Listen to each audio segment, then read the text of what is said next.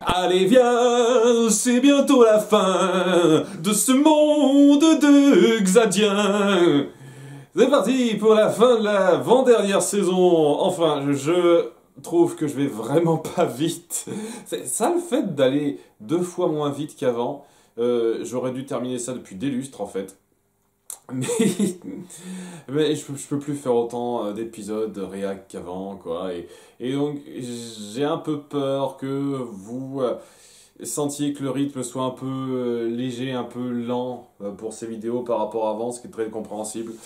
Mais, ouais, on approche quand même de la fin, hein. Plus qu'une saison après ça, ça sera bon. Et ce final de saison 6 était bien. J'estime qu'il y a 2-3 trucs qui font que c'est pas génial non plus, mais il était bien, plutôt puissant dans ce que ça voulait faire, sans l'être trop malheureusement, mais bon, on va voir ça tout de suite. Il y a 2 trucs en parallèle qui se passent, c'est-à-dire d'une part Rayla qui va faire le rituel pour savoir qui sauver avec le sort des pièces d'attrape âme, et Claudia qui va apprendre un petit peu l'histoire de d'Aravos pour pouvoir bien pleinement jeter son sort, parce que il y a un ingrédient qu'elle a oublié. En plus des 6 ingrédients de base, hein, qu'elle a bien réunis sans problème, il faut que ce soit fait avec amour. Il y a Aravos qui lui dit oui, ce sort ne marchera que s'il est jeté avec amour. Ok. Et ouais, Claudia dit, tu sais, je suis pas trop mon truc, hein, je suis pas très spécialiste là-dedans, c'est pas trop comme ça que je fais. Et donc il essaye un petit peu de la convaincre en lui racontant sa vie. Et il va raconter que, lorsqu'il était plus jeune, il a eu une fille née avec une seule corne, ce qui n'apporte rien au propos, je sais pas trop pourquoi, mais bon, il a une fille avec une corne au lieu de 2, et il était trop content de la voir, et il s'amusait bien avec elle, mais à un moment donné, alors qu'elle s'amusait avec une humaine, elle a été emmenée par les hautes instances de l'ordre cosmique. C'est un truc qu'on n'a pas du tout appuyé avant, mais vous voyez, il y a un putain d'ordre cosmique avec des têtes géantes qui prennent des décisions pour, je sais pas si les elfes en général ou juste les elfes stellaires, j'en sais trop rien, parce que elle aurait apporté de la magie aux humains. C'est-à-dire qu'elle aurait enseigné une sorte de magie aux humains. Et c'est un truc qui est pas du tout montré, ça. On dit juste qu'il y a le prince dragon de l'époque, donc en Sol Regem, qui s'appelait pas comme ça avant, parce qu'on joue un peu sur le fait que apparemment quand ils prennent leur nom un peu royaux, c'est pas le nom qu'ils avaient au départ, quoi. Voilà, histoire de dire, ah tiens, maintenant que je suis roi, je vais me la péter, je m'appelle Sol Regem, j'imagine. Enfin bref, c'est un détail à la con. Ils ont appuyé ça à l'épisode précédent. Et donc, ouais, c'est histoire d'appuyer un petit peu d'où venait cette animosité entre ces deux-là, et qui avait pas du tout été appuyée avant. Ok, maintenant je le saurai. Hein. Cette fille qui sort de nulle part, j'ai pas souvenir une seule seconde qu'on ait un peu mentionné qu'il avait une fille avant. Je sais pas, peut-être rapidement dans un dialogue avec Viren dans la saison 3. Vaguement peut-être, j'en sais rien. J'ai pas souvenir. Hein. Reprenez-moi si je me trompe. C'est ça qui fait que je suis pas non plus ultra pris là-dedans, quoi. Vous sortez un nouveau truc sur le lore de perso de nulle part. Donc, enfin, de mon point de vue, peut-être que je me trompe. N'hésitez pas à me reprendre une fois de plus, mais ouais, ça me touche pas autant que ça. Mais c'est histoire d'appuyer aussi que ouais, les décisionnaires de Xadia, c'était des gros connards en fait. Parce que voilà, elle a fait quelque chose d'impardonnable en apportant de la magie aux humains, même si elle le voulait pas, même si c'était pas bien contrôlé, même si ça se trouve c'est un gros mensonge du prince dragon qui était juste jaloux du gars pour je ne sais quelle raison, je sais pas trop, ça manque de clarté. J'espère à ce moment-là qu'on partira plus en détail là-dessus par la suite, parce que j'estime que ça manque beaucoup de détails, ça. Bref, cette fille qui a juste apporté, sans trop le vouloir, la magie aux humains, et son châtiment, c'est d'être détruite, d'être un petit peu éclatée à travers les étoiles et transformée en lumière, ce genre de truc, donc détruite quoi, en gros. Waouh, direct, quoi. Vous êtes des connards finis en fait, c'est ça le truc. Et apparemment les rois dragons sont un petit peu sous eux, quoi. Donc, c'est quand même dingue d'appuyer seulement maintenant qu'il y a cette espèce d'ultra pouvoir décisionnaire bien puissant que maintenant, quoi. C'était appuyé d'une quelconque façon avant, j'ai pas souvenir. Je pensais que c'était les dragons qui dirigeaient parce qu'ils étaient ultra puissants, et puis voilà, et que bon, il y avait un système de niveau, de cohabitation, ce genre de choses, mais là, il y a vraiment des putains d'esprits ultra puissants décisionnaires qui sortent de nulle part, j'ai l'impression, une fois de plus, n'hésitez pas à me reprendre si je me trompe. Donc, ce qui fait que je suis pas autant pris là-dedans parce que c'est beaucoup de trucs qui n'ont pas été grandement développés. Quoi qu'il arrive, hein, ça a peut-être été rapidement dit à 2-3 moments, mais ça n'a pas été développé beaucoup avant ça, hein, vraiment très peu à ce moment-là. Hein.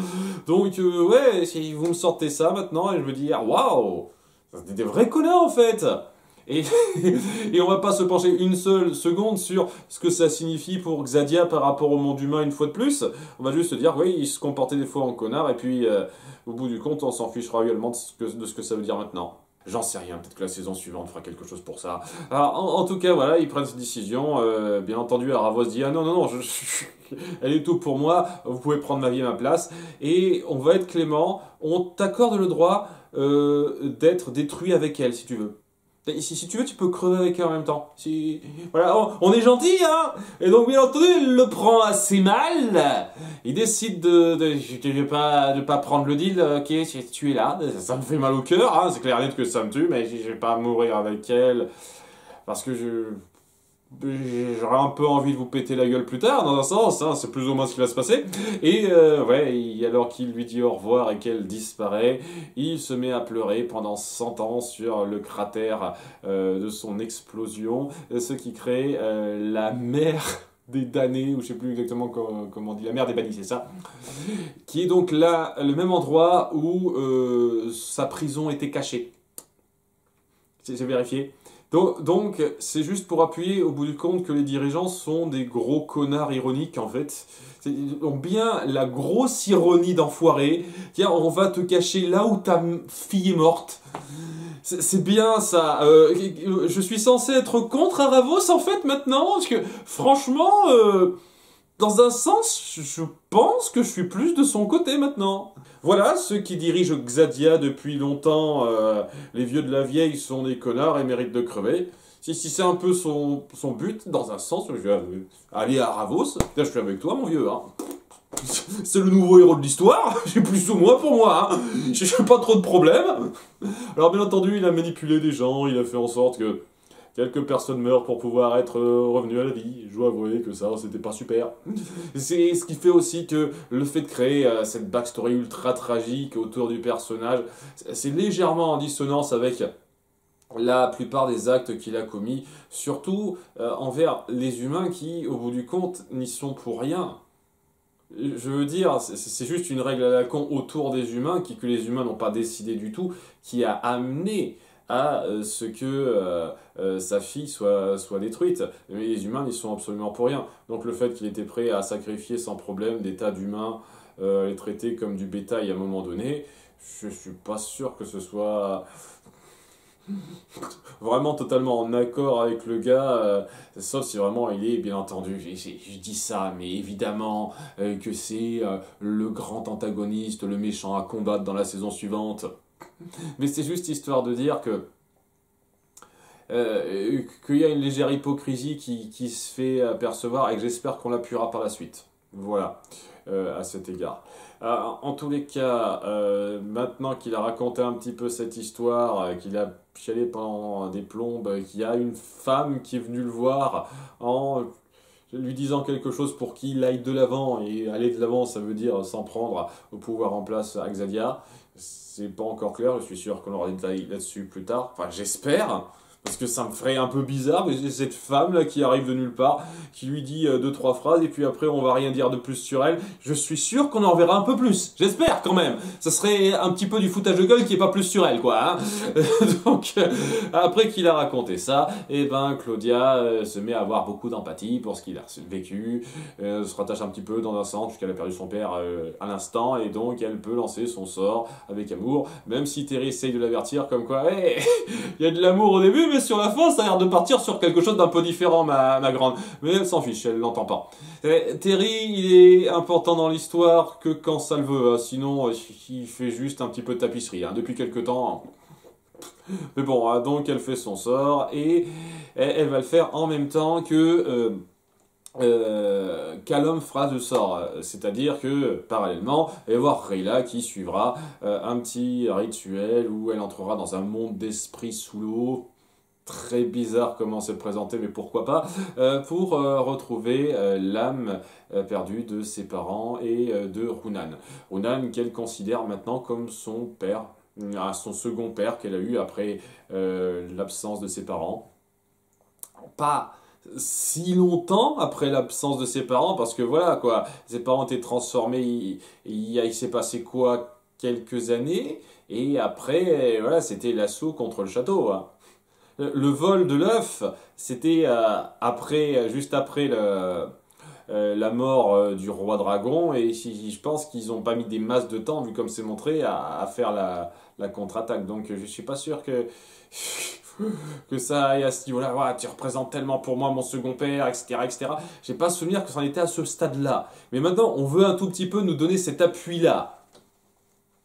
Ce qui est un petit peu bizarre, parce que j'ai pas l'impression que c'était grandement appuyé avant. Ça faisait plus l'impression grand frère adoptif que père adoptif pour moi, mais bon, du peu qu'on a vu. Je dis ça parce que apparemment Runan va ravoir de l'importance maintenant. Hein, alors qu'elle entre dans ce monde des esprits et qu'elle croise Runan qui est un petit peu berserk parce que je sais pas trop, et genre il y a les regrets de ce qu'il a fait avant d'être transformé en pièce de monnaie qui le hante, le fait qu'il a attaqué Rayla. C'est très bizarre parce que le problème avec Runan, je vais le dire clairement, c'est qu'il a clairement pas été grandement réfléchi dans les quelques épisodes où il est apparu au tout début, quoi. Les 12 épisodes et quelques où on l'a vu à l'intro ne donnaient pas grandement l'impression que c'était quelqu'un de très recherché.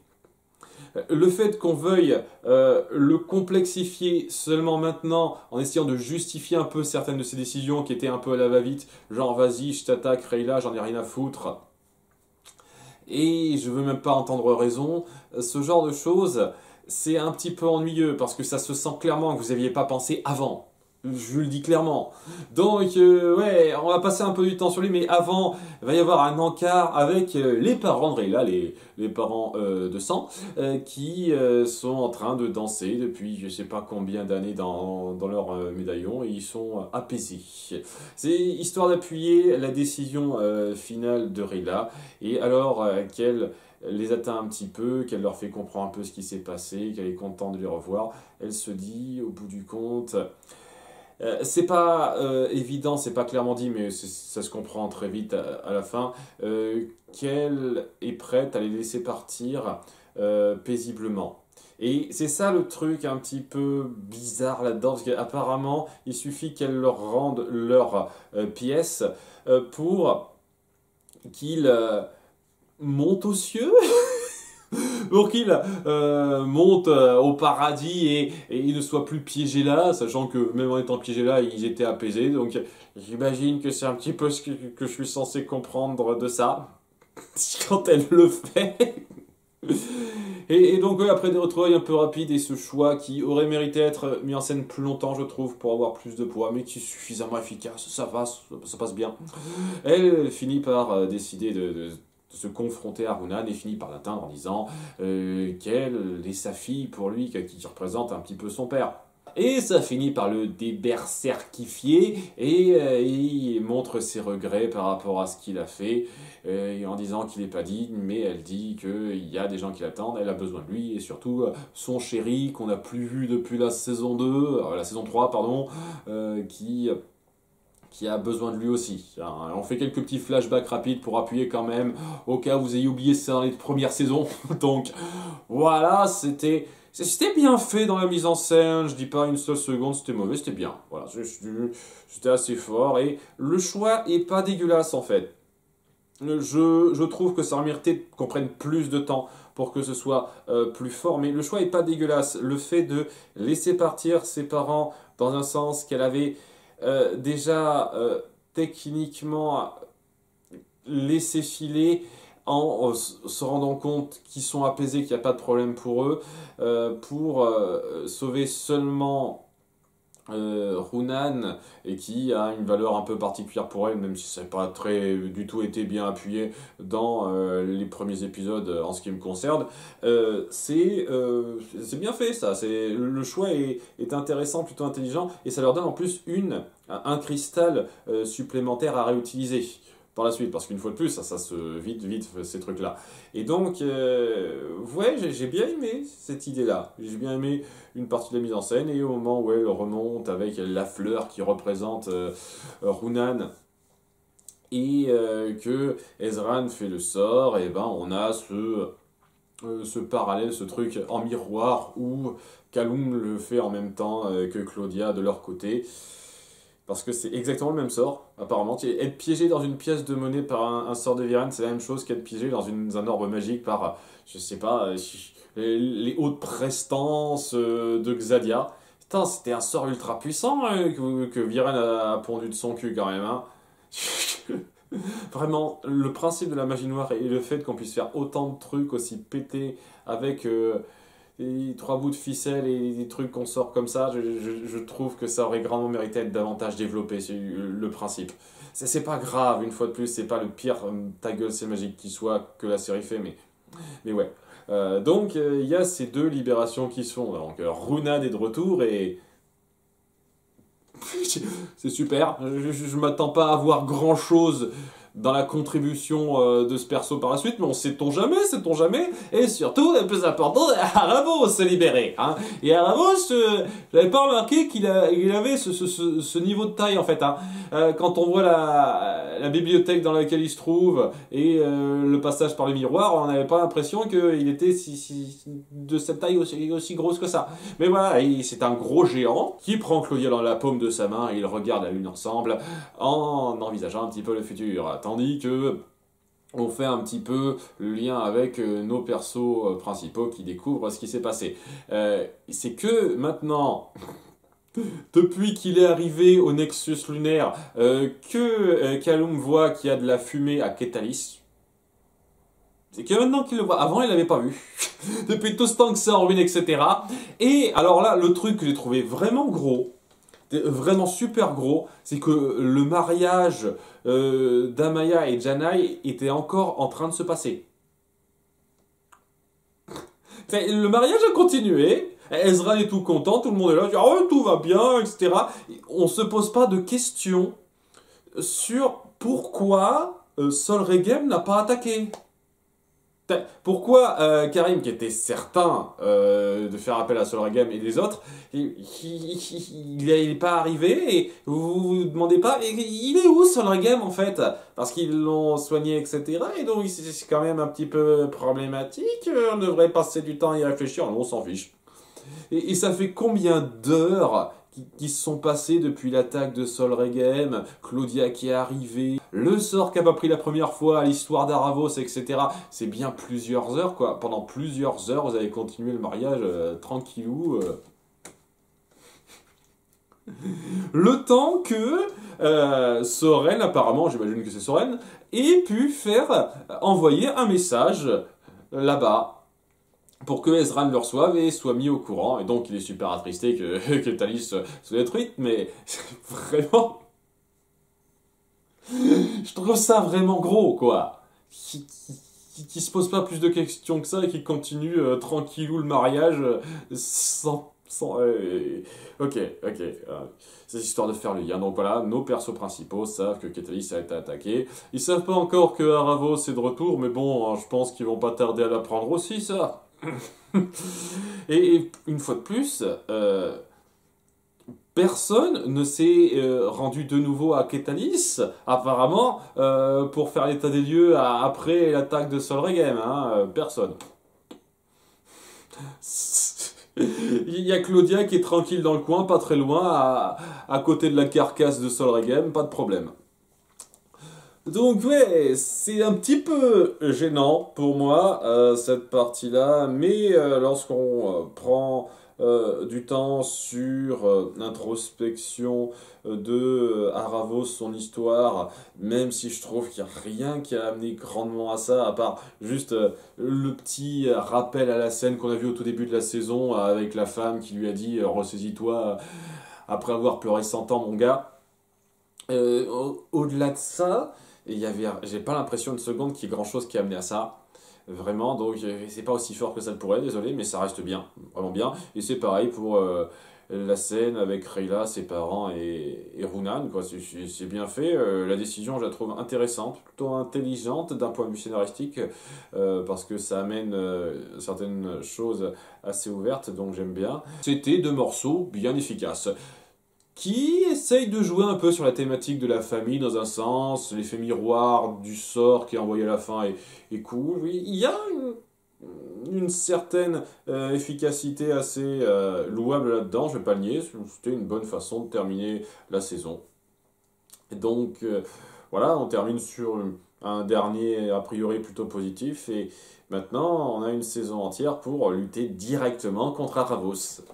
Hein, ça a été amené de façon un peu forcée à de nombreux moments, mais maintenant qu'il est là, j'espère de tout cœur que ce conflit-là, vous le réussirez et que vous rendrez justice à ce qu'il est censé représenter. Voilà, je vous remercie d'avoir suivi, à bientôt pour la saison 7, dernière saison d'après ce que j'ai compris. Bye!